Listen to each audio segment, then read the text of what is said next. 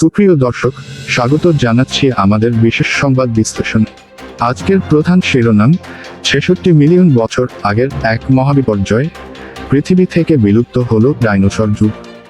প্রায় ১৩.৫ কোটি বছর ধরে যারা দাপটের সাথে এই গ্রহ শাসন করেছে, সেই ভয়ঙ্কর ডাইনোসর প্রজাতি কিভাবে হঠাৎ করে নিশ্চিহ্ন হয়ে গেল?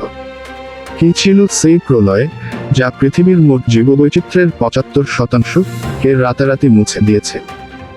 বৈজ্ঞানিক প্রমাণের ভিত্তিতে সেই রহস্যজনক বিলুপ্তির ঘটনাটি আজ আমরা বিশ্লেষণ করব।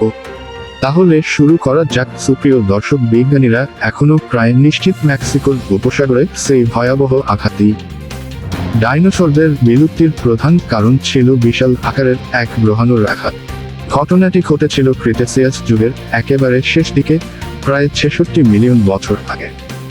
বিপর্যয়ের কেন্দ্র মেক্সিকোর ইউকাটান উপদ্বীপে আঘাত হানা সেই গ্রহাণুটি প্রায় ১০ থেকে ১৫ কিলোমিটার চওড়া ছিল।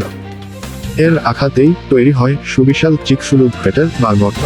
তাৎক্ষণিক ধ্বংসলীলা, বিশাল গতিতে এই মহাজাগতিক শিলাটি পৃথিবীতে আঘাত হানার ফলে মুহূর্তের মধ্যে সৃষ্টি হয় ভয়াবহ ভূমিকম্প এবং সুনামি।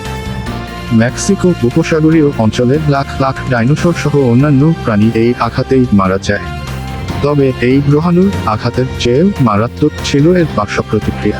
উল্কার প্রভাবে কোটি কোটি টন ধূলিকণা, ছাই এবং বিভিন্ন গ্যাস বায়ুমণ্ডলে ছড়িয়ে পড়ে। অন্ধকার পৃথিবী, এই ধূলিকণার স্তর এতটাই পুরু ছিল যে তা কয়েক মাস থেকে কয়েক বছর পর্যন্ত সূর্যের আলোকে পৃথিবীতে পৌঁছাতে দেয়নি। সালোক সংশ্লেষণ বন্ধ, সূর্যের আলো ছাড়া উদ্ভিদকুল সালোক সংশ্লেষণ করতে ব্যর্থ হয়। তৃণভোজী ডাইনোসরদের প্রধান খাদ্য সরবরাহ বন্ধ হয়ে যায়। তৃণভোজী ডাইনোসররা খাদ্যের অভাবে মারা যাওয়ায় তাদের উপর নির্ভরশীল মাংসাশী ডাইনোসররাও ধীরে ধীরে বিলুপ্ত হতে থাকে।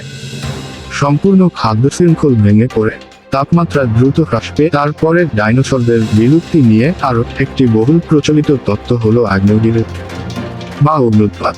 ভারতের ডেকান ট্র্যাপসে সেই সময় বিশাল আকারের অগ্ন্যুৎপাতের প্রমাণ পাওয়া যায়।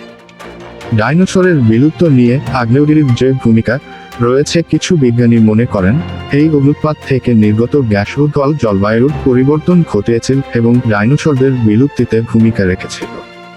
তবে বেশিরভাগ আধুনিক গবেষণা এখন এটাই ইঙ্গিত দেয় যে যদিও অগ্ন্যুৎপাত জলবায়ুকে প্রভাবিত করেছিল, কিন্তু এটি ডাইনোসরদের চূড়ান্ত বিলুপ্তির প্রধান কারণ ছিল না। গ্রহাণুর আঘাতই ছিল শেষ কারণ। একটা প্রশ্ন সবার মনে ঘুরপাক খাচ্ছে, এরপরে কি সব ডাইনোসর বিলুপ্ত হয়ে গিয়েছিল? বিজ্ঞানীরা বলছেন না। ক্রিটেসিয়াস বিলুপ্তি থেকে বেঁচে যাওয়া ডাইনোসরের একটি ক্ষুদ্র বংশধারা কালক্রমে বিবর্তিত হয়ে আজকের পাখিতে পরিণত হয়েছে। তাই ডাইনোসরদের বংশধরেরা আজও আমাদের চারপাশে উঠছে। এই ছিল পৃথিবীর ইতিহাসে ঘটে যাওয়া অন্যতম গুরুত্বপূর্ণ সেই বিলুপ্তি পর্বের বিস্তারিত বিশ্লেষণ। আজ এই পর্যন্তই। আমাদের সাথে থাকার জন্য ধন্যবাদ।